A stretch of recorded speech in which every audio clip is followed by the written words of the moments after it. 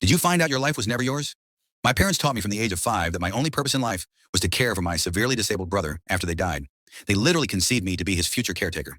I spent my first 5 years bouncing between relatives like a package nobody wanted to sign for. Grandma's house for 3 months, Uncle Rick's for 6, and Sarah's when she could manage it. I visit my parents and Jake on weekends, watching them through the window like a stranger looking at someone else's family. My parents were both lawyers, successful ones who drove matching BMWs and lived in a house with 6 bedrooms. They could have hired round-the-clock care for Jake. Instead, they chose to create their own. The day I turned 5, they moved me in permanently.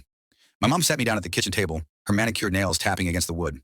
"You're old enough now to start learning," she said. "Jake needs you. We had you because we knew he needs someone when we're gone." My dad nodded from behind his newspaper. "Family takes care of family. That's what we do. When I was 8, they made it crystal clear. We were eating dinner, mashed potatoes because Jake couldn't handle anything else. When my mom put down her fork and looked at me. "We want you to understand something," she said. "You were planned. We knew Jake would need a guardian after we died, and we couldn't leave him to strangers. So we had you," my dad added. "No dangerous activities, no overnight camps, no contact sports. You need to stay healthy and capable for Jake." They'd mapped out my entire life. Live at home through college if I went at all. Inherit the house, but only if Jake lived there too. Dedicate every major decision to his care. My childhood disappeared into medical procedures and safety protocols. I watched friends at pool parties through Instagram while I sat in therapy waiting rooms. My grades tanked because I was up all night when Jake had seizures. The breaking point came when I got accepted to a summer robotics program at MIT, my dream since middle school. My parents didn't even pretend to consider it. "Too risky," my mom said without looking up from Jake's medication schedule. "What if something happened to you, not to me, to Jake's future caretaker?" I started applying to out-of-state colleges in secret, using the school library computers, created a separate email account, had transcripts sent to my friend's house. I documented everything, every missed opportunity. Every time they called me Jake's insurance policy, thinking I couldn't hear, I stopped helping unless explicitly ordered. When they asked why I wasn't bathing Jake anymore, I said, "I'm doing homework. Hire someone." The temperature in the house dropped 20 degrees. My parents went nuclear. First came the guilt. "We gave you life. We fed you, clothed you, sent you to good schools."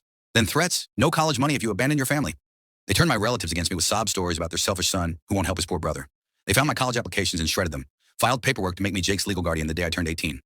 My mom cried, actually cried, saying I was destroying their peace of mind, that they'd have to cancel their retirement plans if they couldn't count on me. The call came on a Tuesday.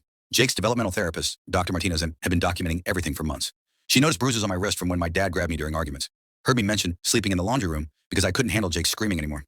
She called CPS. The investigation forced my parents to hire professional caregivers, 2 full-time nurses who did in days what I'd been expected to do my whole life. My AP history teacher helped me file for emancipation. The judge granted it 2 weeks before my 18th birthday. I left with a duffel bag and a full ride to Oregon State, as far as I could get. Lost my extended family, who still call me heartless. Lost any financial support. Lost my relationship with Jake, who I honestly loved but couldn't save while drowning myself. My parents email sometimes, usually when a caregiver quits, but I don't respond. I'm 23 now, graduating next month with a degree in mechanical engineering. Sometimes I wonder if Jake remembers me. Sometimes I feel guilty for choosing myself, but mostly I just feel free. It created me to be a tool, but I chose to be human instead. And if that makes me selfish, then I'll wear that label like a badge of